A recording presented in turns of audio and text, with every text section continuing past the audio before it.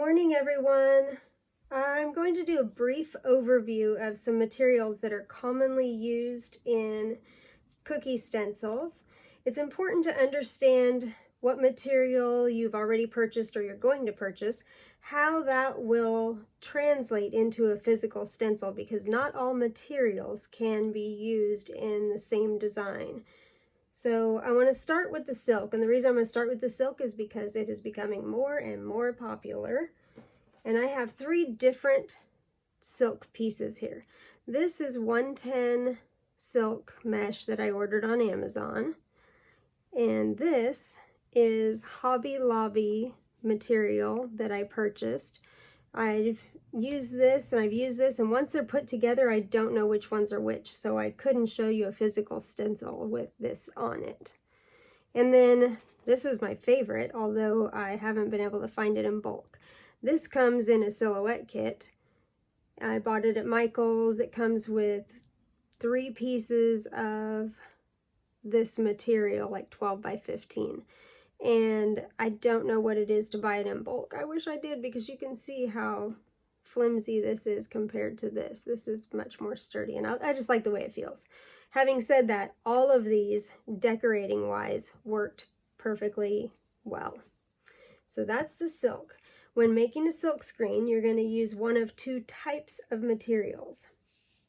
You're either going to use an HTV product, or you're going to use a sticker type product. I just took this off the roll, so it's still like rolled up this morning. I haven't had this out of the drawer in a long time. But this is the sticker type product, Oracle 651. It's clear, it's glossy, and let's see, where'd my tool go? It's got a sticker back. It's basically a sticker type, like little kid stickers, like good job on your homework. This piece is the part that's sticky. This paper that it's on is not. So when using this type of material with your silk screen, you're going to need to use a transfer tape. This is magic cover that I bought at Walmart. I don't really make these anymore, but I think you can still get this at Walmart. You can order, probably if you're going to make these all the time, I would order real medium tack transfer tape. But basically, when you use this sticker type, you cut your design out. Let me get a visual here. Let's say you cut this design out of here. Then you would lay a piece of transfer tape on top of it, and then you would peel your backing off and stick your design onto your mesh with your design. So that's how that works. Now, I'm going to show you 2 products that are a heat transfer vinyl. First, we're going to start with the Thermoflex Frosty Clear heat transfer vinyl. It comes on sheets, and it does have a backing. Let's see what I did. Let me grab the backing. Here's the backing. The backing is not sticky at all on either side. So when I was weeding this, I had a little bit of a struggle with it. In my Mother's Day, I lost the middle of my Y, and I lost the middle of my A, I lost the middle of my E. It just, to me, wasn't the most user-friendly thing I've used. Decorating-wise, I have used it. Works perfectly. It was just the weeding process that wasn't my favorite with this. So there's the carrier, a stencil. The finished product, like I said, nothing wrong with that. These were bigger pieces, and I was able to kind of keep them in place. Worked beautifully with a cookie. If you have trouble keeping this in your stencil holder, because they are thinner than the plastic stencils, then you can always put some painter's tape around the edges. That gives it a little bit more thickness. And here's another example of the struggle I had with the weeding. I lost the middle of my handle on this cute bucket. This was a free image in Cricut this week, by the way. It's super cute. I was thinking do paint your own cookie and just stencil this entire thing on white, and it'd be erased from the cookie and they could paint it all. Excuse me. Just a thought. It was just so cute. So this is the Caesar Easy Weed Adhesive.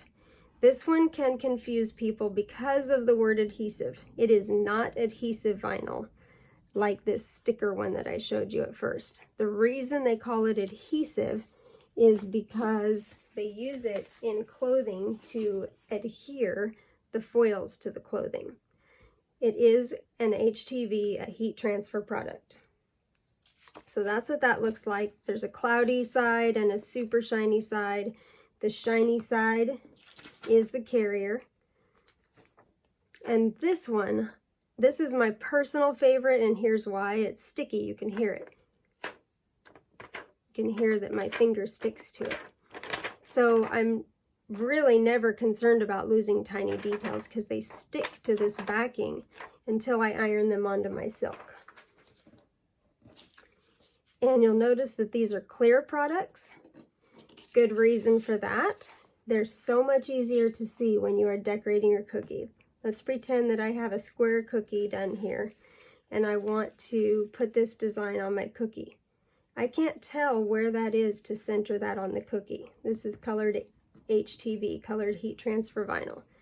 But if I do that same design in a clear product, I can see where I want to put that for proper placement every single time and have all my cookies look the same.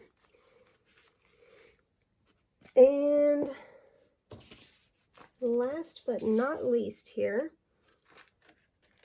this is the Graphics 0.007 material. It's really hard to find right now because it's sold out everywhere. People are making face shields with it. But this is a good product for when you don't need to hold your pieces in place. So for example, those pieces I lost on this, if I didn't care about the handle, I could have cut this out in plastic. But the idea when I started it was I wanted to keep the handle, so I was doing it in the heat transfer vinyl. Same in this example. The center of the D would be lost if I cut this out in plastic. It would cut that detail, but it would also obviously cut the D, and then the middle would fall out. Same with the A. But if you're not concerned about losing details, then you can cut in the 0.007. There's several other. There's 0.005 and 0.006 that are pretty popular. This just happens to be the one that I have. And Graphics came out with a food safe plastic that is listed in the files also, in case that is something that concerns you. So that's just a brief overview of these materials. If you have any questions at all, please feel free to place them in the comments.